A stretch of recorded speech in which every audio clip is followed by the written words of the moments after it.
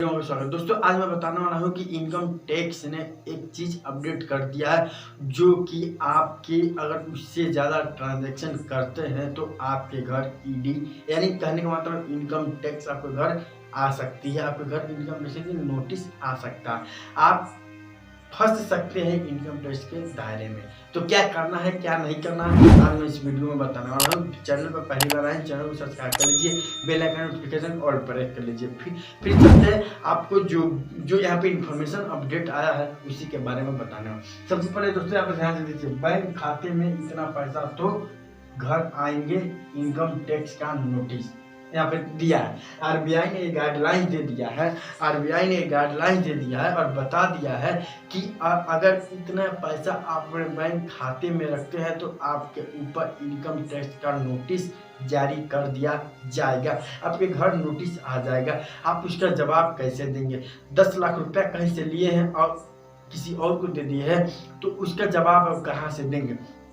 भाईचारे में अगर आप किसी से पैसा मंगवा लेते हैं तो भाईचारे में अगर पैसा मंगवा के आप किसी को पे कर देते हैं तो उसके बाद अगर आपको जवाब देना है तो कैसे देंगे, उसी के बारे में बताने वाला हूँ, समझाने वाला हूँ। कृपया वीडियो को ध्यान से देखिएगा।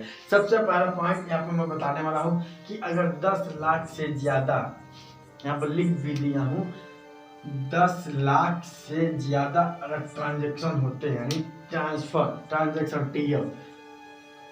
ट्रांजेक्शन 10 लाख से ज़्यादा अगर आपके अकाउंट से लेन देन होते हैं, मंगाते हैं उसको भी काउंट किया जाता है, भेजते हैं उसको भी काउंट किया जाता है, तो आपको जवाब देना होगा। जवाब आपको देना होगा, राइट। इसके बाद अब बात आती है यहाँ पे सबसे पहला कि ई ट्रांजेक्शन पे ये हो गया 10 लाख से ज़्यादा हमको टर्नओवर एक वित्तीय वर्ष में नहीं करना है। दूसरा पॉइंट है कि 10 ये वाला हो गया। दूसरा पॉइंट ये है कि 10 लाख से ज़्यादा आप एफडी का नहीं कर पाएंगे। हालांकि एफडी आपके लिए बहुत बेस्ट, एफडी सबके लिए नहीं होता है। एफडी उनके लिए है कि जिसके पास पैसा बराबर जैसे कमा के रख चुके हैं, उनके पास कोई रोजगार नहीं है, कोई काम नहीं है, अब पैसा उनके पास ज़्यादा है तो उन्होंने एफडी अपना करा के रखे हैं। जैसे कहने का मतलब ये है कि अगर 10 लाख काउंट कैसे होगा? 10 लाख आप सोच रहे हैं कि मेरा एक ही अकाउंट में 10 लाख रख लेंगे तो दूसरे अकाउंट में 5 लाख रख लेंगे तो मेरा पैसा बचे। दोस्तों ऐसा बात नहीं है कि अगर 10 लाख 5 लाख 15 लाख कहीं इधर उधर अकाउंट में रखेगा तो ध्यान दीजिए सारा अकाउंट आपका क्या है, अपडेटेड है। किससे? पैन कार्ड से। जो पैन कार्ड होता है, पैन कार्ड से सारी जो भी इनकम टैक्स के ऑफिसर है वे आपके पैन कार्ड से ही सारा डेटा कलेक्ट करते हैं। तो आप कितना बैंक आपके नाम से है, कितना पैसा किस अकाउंट में है, सारी इंफॉर्मेशन वो लोग निकाल लेते हैं। तो ऐसा ना करें, पैसा जहाँ है सुरक्षित रखिए और अपना जो भी आप एफडी करवाए हैं तो उसको भी आप इस बहुत बेस्ट, एफडी तो बहुत बेस्ट है, एफडी भी करवाइए, म्यूचुअल फंड में भी डालिए, इधर उधर पैसा आप डालिए तो डालेंगे तो पैन कार्ड पे अपडेट हो गया करेगा। 100% होना ही तो होना है। तो पैन कार्ड में सारा चीज़ दिखाएगा तो आप थोड़ा सा उससे राहत मिल सकता है। अगर एफडी करवाए, म्यूचुअल फंड में इन्वेस्ट किए हैं, कहीं इधर उधर पैसा भी इन्वेस्ट किए हैं तो आपको इसमें राहत मिलता है। खुद इनकम टैक्स भी कहती है कि आप पैसे को एक इकट्ठा करके आप पैसा को इन्वेस्ट ना करें, अलग अलग सेक्टर में विभाजन करें ताकि उन लोगों को भी फायदा हो। अब तीसरा पॉइंट है, मान लीजिए दूसरा पॉइंट हो गया, तीसरा पॉइंट बहुत क्रिटिकली है, बहुत अच्छा है। इस समय वही चल रहा है, सबसे ज़्यादा वही चल रहा है। यहाँ पर तीसरा पॉइंट में 10 लाख से ज़्यादा अगर शेयर खरीदे हैं, 10 लाख से ज़्यादा अगर शेयर खरीदे तो उस पर भी आपके घर नोटिस आ सकता है।